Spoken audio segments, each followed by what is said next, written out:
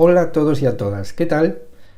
En este pequeño vídeo voy a explicaros dos conceptos de química muy sencillos, pero a la vez sumamente importantes y que conviene entender y manejar correctamente: la masa atómica y la masa molecular. ¿Alguna vez os habéis parado a pensar qué masa puede tener un átomo o en qué unidades se expresará?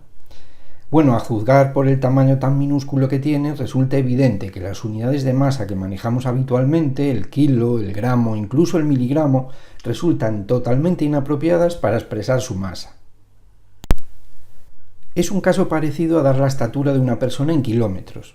Se podría hacer, evidentemente, pero esa unidad no es la más adecuada para la medida que estamos tomando. Por todo ello, se tuvo que establecer una unidad patrón para la masa infinitesimal que tienen los átomos, y es la unidad de masa atómica, o abreviadamente U. Tiene una definición que se refiere a ella como la 12ª parte de la masa de un átomo de carbono 12, que es uno de los dos isótopos del carbono. Dicho esto, vamos ya a lo práctico. La masa atómica, que se expresa como una A mayúscula, será entonces la masa de un átomo cualquiera expresada en U, en unidades de masa atómica, y a su vez corresponderá prácticamente con la masa total de partículas que tienen su núcleo, es decir, protones y neutrones, porque los electrones ya sabemos que tienen una masa casi 2000 veces menor que las otras partículas y por eso se podría considerar casi despreciable respecto a ellas. ¿Cómo podemos conocer entonces la masa atómica de cualquier átomo? Muy sencillo, tan solo tenemos que coger una tabla periódica y consultarla, así, directamente sin más.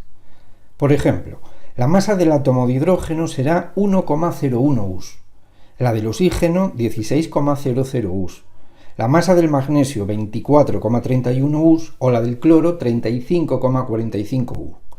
Esto se puede consultar en cualquier tabla periódica.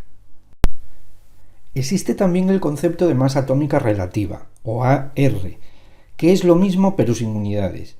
Por ejemplo, la masa atómica relativa para el calcio sería 40,08 o para el fósforo 30,97. ¿Y qué hay de la masa molecular? Pues será un número que resulta de sumar las masas atómicas de todos los átomos que forman parte de una molécula, de una red cristalina o de un ion.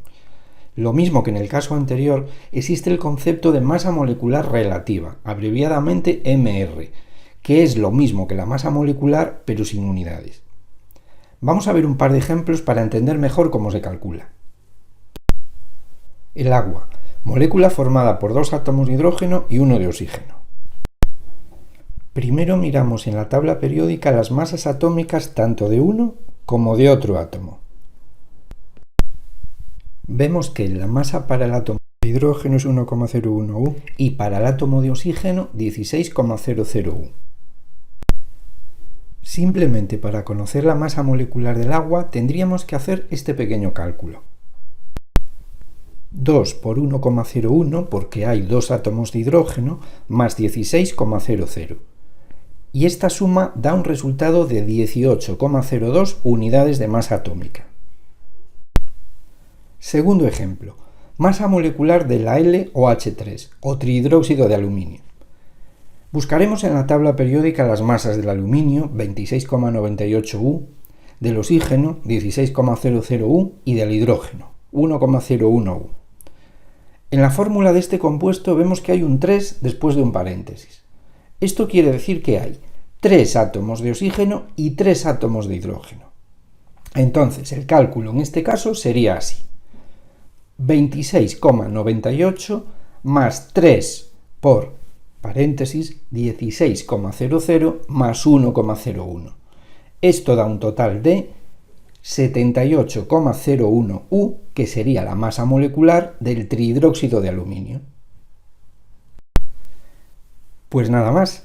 Como habéis podido ver, se trata de dos conceptos muy sencillos de entender, pero que en química se utilizan muchísimo y conviene tenerlos claros, pero sobre todo utilizarlos de forma práctica. Gracias por ver el vídeo y hasta el próximo.